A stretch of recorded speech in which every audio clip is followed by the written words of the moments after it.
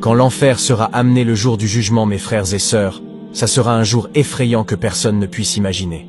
Découvrons dans cette vidéo comment l'enfer sera amené et comment cela va-t-il se passer. Le jour du jugement, lorsque l'ange Israfil souffle le deuxième souffle de la trompe, ça sera l'appel vers le grand rassemblement. On lancera un appel, hors de terre, et voilà que les hommes du premier au dernier sont ressuscités. Ils déferleront de leur tombe vers leur Seigneur comme une marée de sauterelles, courant le cou tendu. Ce jour-là, la terre, sur ordre de son Seigneur, éjectera tout ce qu'elle contient, et les non-croyants diront « Malheur à nous, qui nous a ressuscités de là où nous dormions ». Ceci est vraiment la promesse d'Allah que nous avaient annoncé les messagers. La terre se fendra pour laisser les hommes sortir en toute précipitation. Allah fera ressurgir à la vie les habitants des tombes. Ce jour-là, ils suivront l'ange Israfil, le grand convocateur, sans dévier d'un pouce.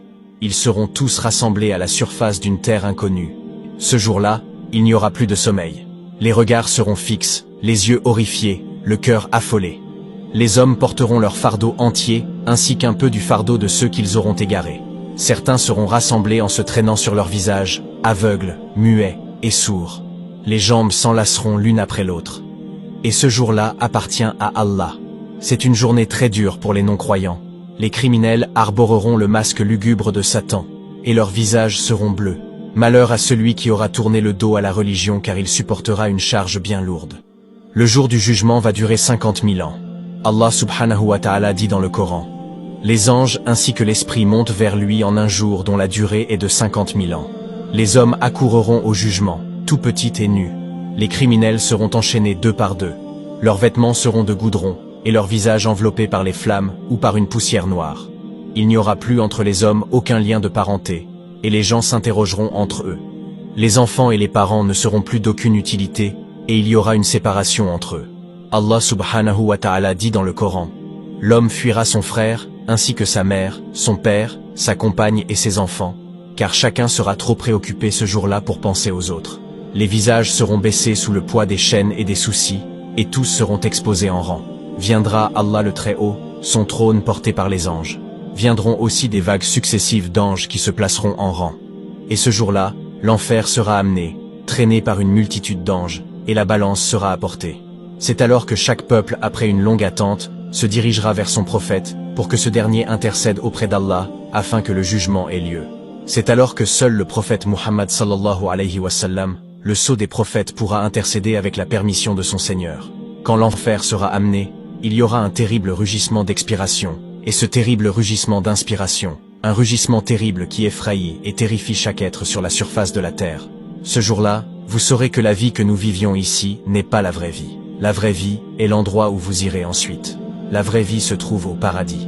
Parce qu'Allah subhanahu wa ta'ala décrit la vie en enfer. Il ne dit même pas qu'il est vivant. La yamutu fiha wa la yahya. Il dit qu'il ne mourra pas là-dedans. Personne ne vit donc. Il n'y a ni vie ni mort. Quand Jahannam sera amené, il y aura un terreur si incroyable que tout le monde pense être condamné.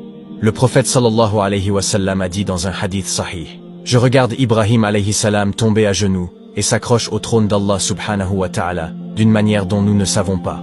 Quand Jahannam sera amené, il tombe au sol et dit, « Ô mon Seigneur, donne-nous la paix. » C'est comme si vous suppliez quelqu'un. « Ô mon Seigneur, aie pitié. Ô mon Seigneur, donne-nous la paix. Donne-nous la paix. » Alors qu'en est-il du reste d'entre nous? Puisqu'Allah subhanahu wa ta'ala ait pitié de nous ce jour-là. L'enfer a une respiration vers l'extérieur et vers l'intérieur. Et pourquoi respire-t-il de cette façon? Tout d'abord, pour terrifier. Et deuxièmement, il a faim et veut vicieusement manger ceux qui sont des criminels. Et avec cette expiration, cette inspiration, cela produit des mots. Vous savez, quand une personne inspire et expire et qu'elle parle intérieurement, et qu'elle inspire et expire, c'est comme ça qu'est Jahannam. Il parle pendant qu'il expire et parle pendant qu'il inspire en disant « Où sont les criminels? Où sont les pécheurs? Où sont les désobéissants? Où sont ceux qui défient Allah? Où sont-elles? J'ai faim. » Dans un autre hadith, il est dit que lorsque Jahannam est amené, il commence à se rapprocher. Et les yeux des kuffars, des mécréants qui refusent de croire en Allah subhanahu wa ta'ala, à cause de la chaleur de Jahannam, leurs yeux explosent. Quant aux croyants, les anges les saisissent, les protègent et les calment.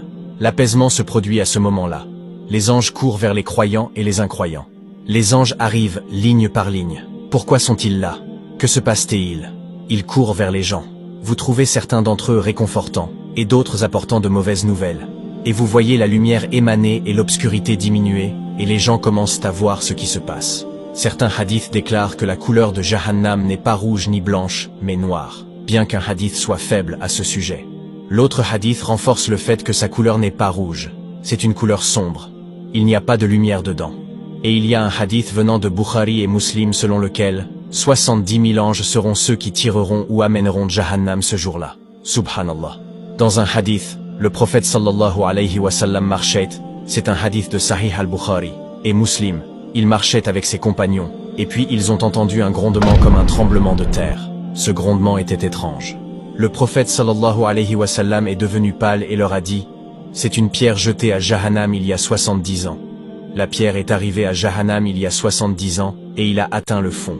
Ne soyez pas comme ceux qui ont oublié Allah, car ce jour-là, leurs bouches seront scellées, et ce seront leurs mains et leurs pieds qui témoigneront de ce qu'ils faisaient.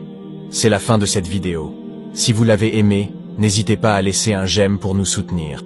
Nous demandons à Allah subhanahu wa ta'ala de nous donner une bonne fin et qu'il fasse de nous des habitants du paradis.